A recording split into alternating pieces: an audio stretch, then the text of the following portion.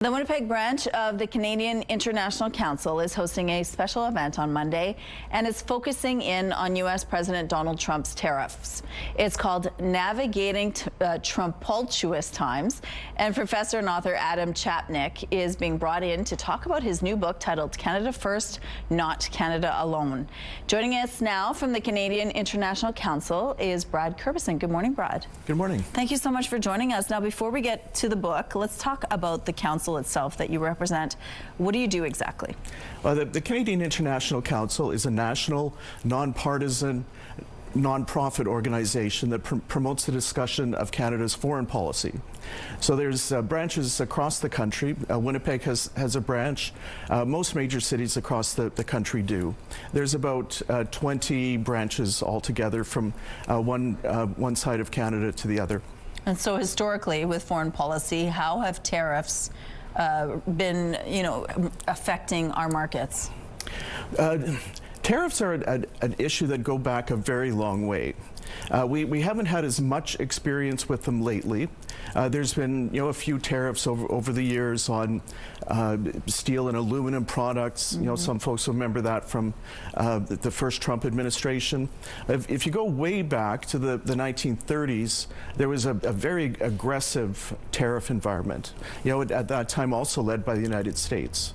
And actually, tariffs at that time were considered to be one of the contributors to the Great Depression. Which, of course, crippled the economy around the world for many years, generations, and are still being felt for some people today who had to live through that at that time. Let's talk about this book. Why is this book it's so fitting right now? It's almost prophetic.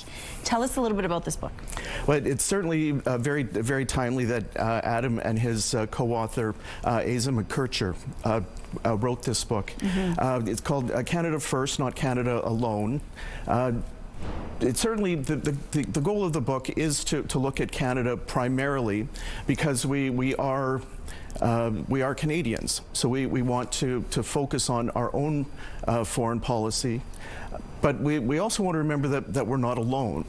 Even in the case of the tariffs, initially it was just Canada and Mexico that were targeted, but now there's countries around the world that have been targeted by tariffs. And so in this book, does it sort of talk about how Canada can do this on its own, or do we need to partner up with others at this point?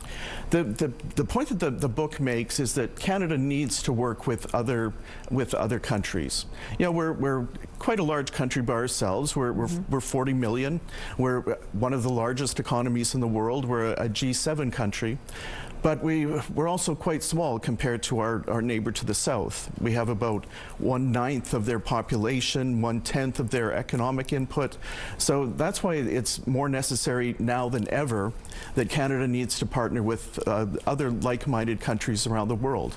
Whether they be in Europe, some of our traditional allies there, and in Asia, looking at the countries in that part of the world. And Mark Carney yesterday said that Canada will lead the G7 countries when it comes to free trade. What do you think about that? Well, that's a very, very ambitious goal.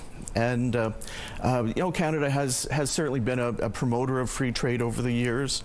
We are a trading nation. Whether it's agriculture, mineral, petroleum resources, manufactured products, Canada has always been an exporter and usually a staunch advocate of free trade. So really, it only makes sense for Canada to lead the parade on this one. Okay, let's talk about your event on Monday. Where is it happening? What time? So we're hosting Professor Chapnick at the Whodunit bookstore on Lilac Street, just off Corden Avenue here in Winnipeg. Start time is at 5:30. Please, if you can come a few minutes early, we'd love to meet you and have a chat before the event. And no admission fee and no registration. So please just turn up and come see us.